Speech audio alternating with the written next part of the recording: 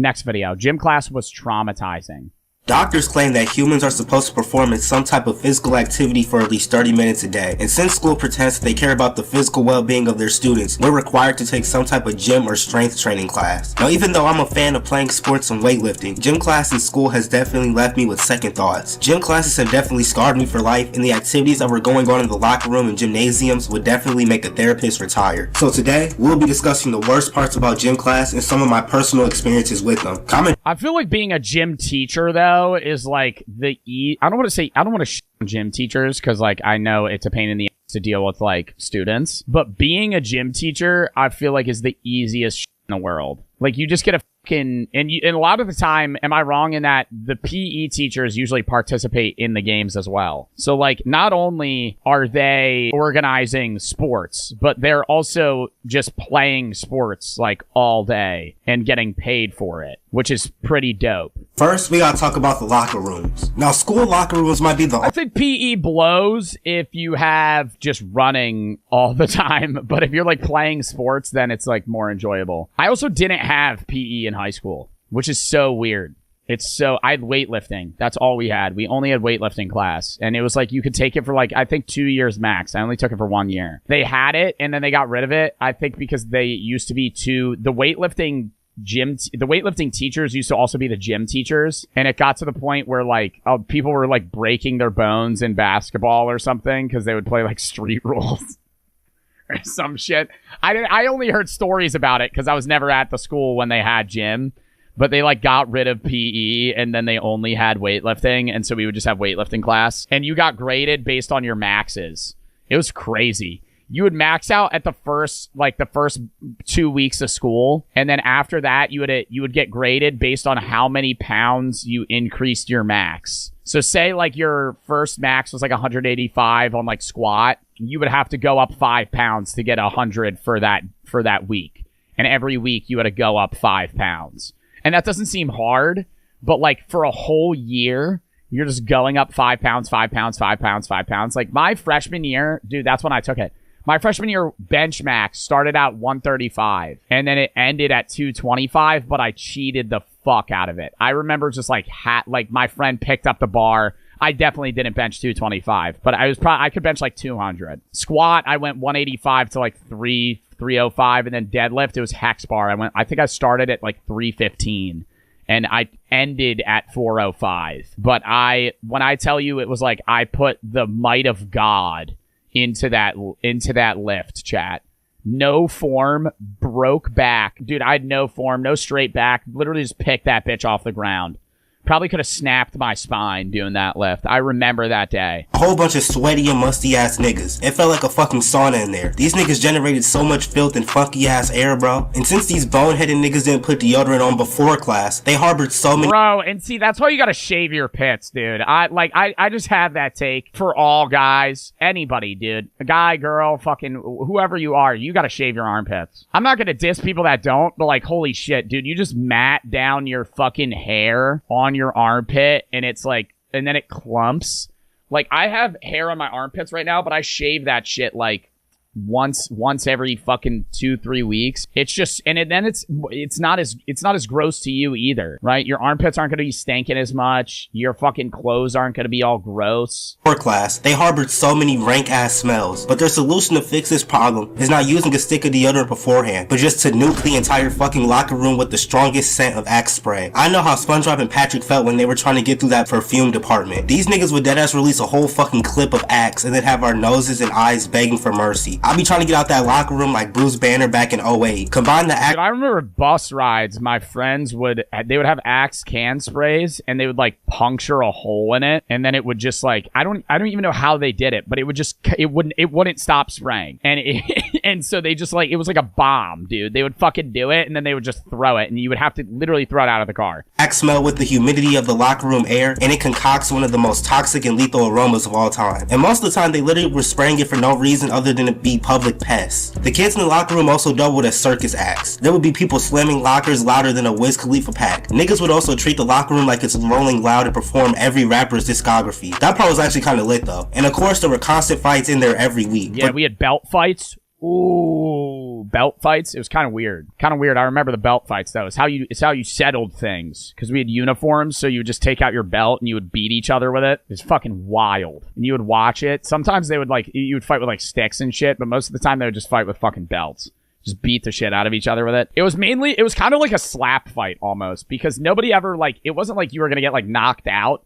You would just hit each other with a belt until somebody gave up. The locker room was trying to change clothes. In my high school, there were hella kids that would change in the stalls. And honestly, I can't blame them niggas, because the weirdos in the locker room made that shit damn near an impossible feat. There were so many peeping toms too. You really had to watch your surroundings when it was time to change. I remember once me and my friend were changing after class, and we caught this deranged individual lacking. He was creeping out the corner of the locker. Luckily, we caught him before we actually started changing and pressed his ass. We also did our best 6ix9ine impression and told the gym team. Nah, you ever taken a shit in a public bathroom at school or just anywhere for that matter? Somebody walks by, and you know how there's those little cracks? You know how there's those little cracks in between the stalls? And then you see somebody's eyes? Like they're like walking by, and they're not like staring through, but you see them glance through the crack, and you make eye contact with them with the door shut, and you're like, bro, you're actually just watching me take a shit right now. Never saw him again. I'm pretty sure he just got his hour changed, but good riddance. Now it's time to talk about the fitness test. These days would always catch me off guard. I would be in the locker room getting ready to play basketball or go to the weight room, and the gym teacher would come in the locker room ecstatic as hell, like he popped a perk 30 talking about, we got the pacer today. Few words put more fear in my heart. Now for y'all niggas that don't know what the pacer test is, it's a torture method used on students where they're required to run back and forth from one. FitnessGram Pacer Test is a multi-stage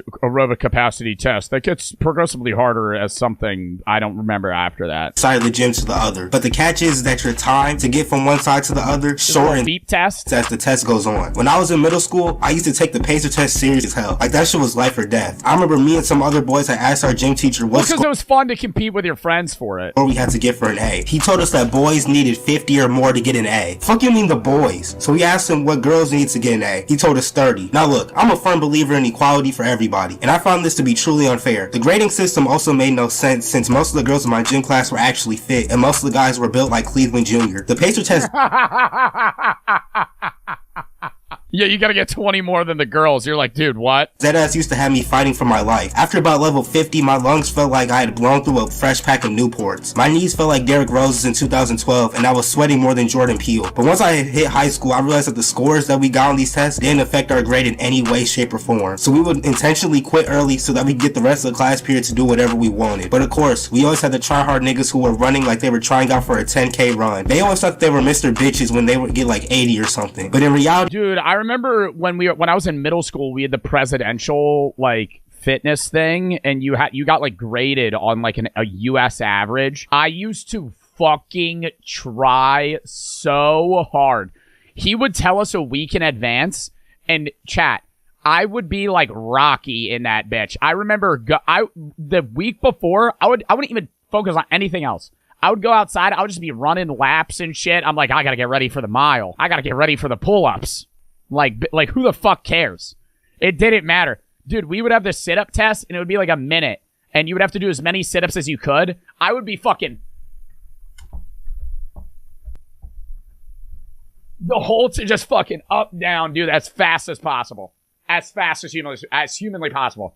And I remember they would have the graph, and it would be like the top 10 percentile, and it would be like fucking, I would get there for like pull-ups and shit. Sit-ups would be like 120. I'm like, who the fuck is doing 120 fucking sit-ups in a minute? How are you averaging a sit-up every half second? Like, that's not possible. Nobody could give less than a fuck about them, and we were just pissed that they wasted our entire class period. We also had the sit-up test, push-up test, and pull-up test. All were equally We never had push-ups. I remember we had pull-ups. We had sit-ups. We had the mile. You had a stretch test. That was the fucking worst. They texted your flexibility. That shit was unfair too. I remember the stretch test was fucked up. I don't know if somebody could fucking find a picture of this.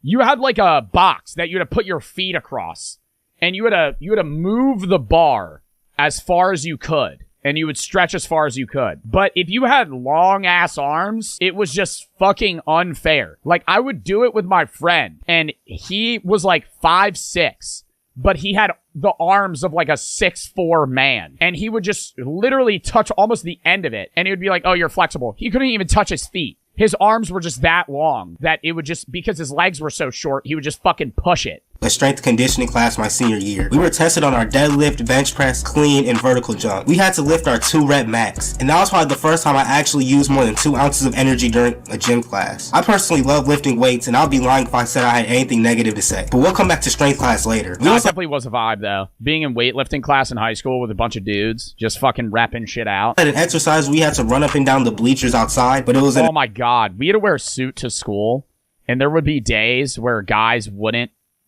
bring clothes to change into. Like, every day I would change into, like, for weightlifting, I would change into, like, shorts and a tank top. There would be guys that would just wear a suit. Like, they forgot their clothes, and they would deadlift in dress shoes and fucking dress socks and a button-down shirt. And then go to class after. I was like, dude, you're sweaty as fuck. In a snake formation. That shit had my knees feeling like jelly. Every time I went to the top, I thought I was gonna fall off quicker than rice gum. Now we gotta talk about swimming. Now, we were only forced to swim in middle school, but the experiences were no less traumatic than the rest. I knew how to swim, but I wasn't Michael Phelps or anything, so I always stayed in the shallow. Never had swim class. Y'all ever have swim class? Win, because I'd be damned if I ended up a headline on the news from drowning. But the worst part about swimming was getting in the pool and getting out. When you would get in the pool, the water would be colder than the middle of a microwaved Hot Pocket, and we spent the entire class period just learning how to float and do backstrokes and shit. But I thought that the water was the only cold thing about swimming. But then we had to go back into the locker room, and when we opened the door, the air would pierce the hell out of my skin. It was worse than the air hitting you when you had to get out the shower. And speaking of shower, like the AC, but you're in that hot ass swim room. Trying to change back into your clothes after swimming was harder than EDP at a playground. The friction between the wet swimming trunks and my legs was like King Arthur pulling the sword out that stone. And before y'all comment, why didn't you use a towel? Best believe I did, but I still always had some moisture on me. Pause. So I was always late to my next putting on socks after you just went swimming. Oh. Class, because changing clothes would take a couple generations. And side note, there were these mini basketball hoops that were on the side of the pool, and once I went to dunk, it smacked the fuck out of my head on the backboard. I had a big ass knot on my head like I was Tom or something. Now we gotta talk about team sports. Now I specifically want to talk about dodgeball. Now I was lucky enough to be able to play dodgeball with the rubber playground balls for a couple years. I just had a memory. I just keep getting memories from this shit. When I was in middle school, there was this fucking kid that was like a grade above me, and we would have gym class with like the 2 grades. So it'd be like 5th and 6th, 7th and 8th. Like, we all had gym class together. And I was in like fucking 7th grade. And the kid that was in 8th grade just transferred in. And I nailed him in dodgeball. And he got so mad at me, he rushed me and started punching me in the stomach. And it didn't hurt at all. And I pushed him and his glasses shattered and he started crying. And then the gym teacher came over and he was initially mad at me because it looked like I just like beat the shit out of this kid. But then he like heard what was happening in the situation and then he had to take the kid to the office. I was like, then that kid left like a week later.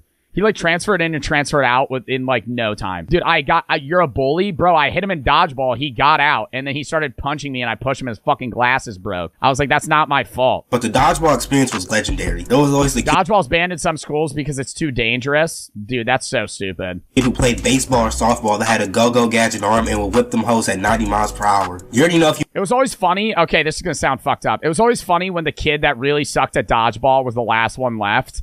And the other team had like 5 people all with dodgeballs. And you just saw, it was like a deer in headlights, dude. The kid on the other the kid on the other team was just like, fucking like worried as hell. Fucking, if that was any of y'all, I'm sorry, but that shit was hilarious. If you had him on your team, then it was a guaranteed dub. There was also the kid who got decked across the face. This happened so much at our school that headshots didn't count, even if it wasn't intentional. And since I hated when headshots wouldn't count. I was like, that shit should be an instant fucking KO. You nail somebody in the head with a dodgeball, they should be out for the rest of the game. You shouldn't be able to get them back in. So small back then, I was dodging shit like the Matrix. I was a decent thrower, but my catching made up for it, which I consider kind of impressive because if you ever played dodgeball, you already know those rubber balls are damn near impossible to catch. But back to those memory foam balls that our school eventually switched to. Bro, the memory foam ones fucking sucked. But you could throw them shits like they were piss missiles. Oh my god. You hand me one of those, I swear to god I could kill a toddler. They were so fucking light and wind resistant that even if you used every cell in your body to throw the ball, it was going 2 feet in front of you. Now we got that's just not true. I hard disagree with that. Those ones you could grip so hard and just fucking wind it. Now we gotta talk about the gym teachers. It was so ironic how my gym teachers were always the chunkiest niggas on planet Earth. But they had the nerve to be telling us that we're not trying hard enough, knowing damn well if they tried to do one push-up, they would go into cardiac arrest. It was the worst when you would have gym. I loved when we played kickball inside and you could just rip it so hard that it would hit the ceiling, and you would try and break the... I used to do that, where I didn't care if I got out, so I would kick it as hard as I could towards the ceiling and just try and break the fucking, like the foam ceiling tiles. Dude, by the end of the year, there'd be like 17 of them missing. My nigga, it's 8 in the morning. I'm not doing 100 burpees in a minute. My gym teachers were so lazy, bro, but it felt like these niggas had a JBL speaker built into their vocal cords. Every time they would talk, it would shake the room. And they always had a nerve to sound so... In my school, if you hit the ceiling, you're instantly out. Oh yeah, no, that was the same with mine. If you hit the ceiling, you're out. But I thought that was hilarious just because they didn't want you to hit the ceiling because you would break the shit on the ceiling. So when it's a fucking heat wave or an avalanche, they would just be talking about, it's not that cold, stop complaining. Meanwhile, they're decked out in the newest gear looking like the Michelin Man, bro. Now we gotta talk about the try-hard athletes. Now, like I said earlier, every time we had some type of test, these niggas make it their mission to go out their way and try to break some fucking Guinness World Record or something. Even we would just be doing something basic like a game of kickball. They think that they're fucking man of the year and try to boss everyone around. And they overall just take the game too seriously. And it wasn't even like we got graded on how hard we played. As long as you suited up and at least pretending like you cared, you were gonna get 100% for the day. So I have no clue why these niggas insisted on tarnishing our entire gym class. And it's crazy because it was fun. Yo, like, I wouldn't say I was a tryhard, but like, I'm gonna try. If you get me in a soccer game, am I just gonna fucking sit there and mope around like I'm bored? No, I'm gonna try and fucking get a few goals, right? You get a hat trick, then you talk about it. tryhards are truly their own breed and archetype. And it would get worse when we would be lifting weights. Every day was some new bullshit. One of the main problems were ego lifters. They always thought that they could bench like 400 pounds but would struggle with 130. The amount of these types of people in my class was insane. They spend more time talking and trying to brag than they do actually trying to improve and get stronger. And then they wonder why they're always hurt and have more injuries than Anthony Davis. If you don't get no icy hot to humble yourself, my nigga, stop ego lifting 2023, man. Let's make it happen. But I think that's gonna cover everything for this video. Thank you all for watching. Thank you for all the love that y'all been showing me, man. It's really crazy, but you know. Fucking W video. Dude, I love this guy. What was the funnest sport that you guys would play in gym class? Dodgeball was good. Kickball outside was fire. But inside kickball sucked. Badminton was the fucking shit. Did anybody here play badminton? Oh my god. I remember we would have brackets. And you would have like a winners and a losers bracket. Oh, that was fun as fuck. Badminton was fire. You would have like 2s and then 1s. Soccer was fun. I didn't like basketball. I sucked at basketball. I was so dick at basketball. I wouldn't even get picked because I was that bad. I was like the tall kid, and I could just stand there, right, and block shots. All right, next video. Deadly for the sun.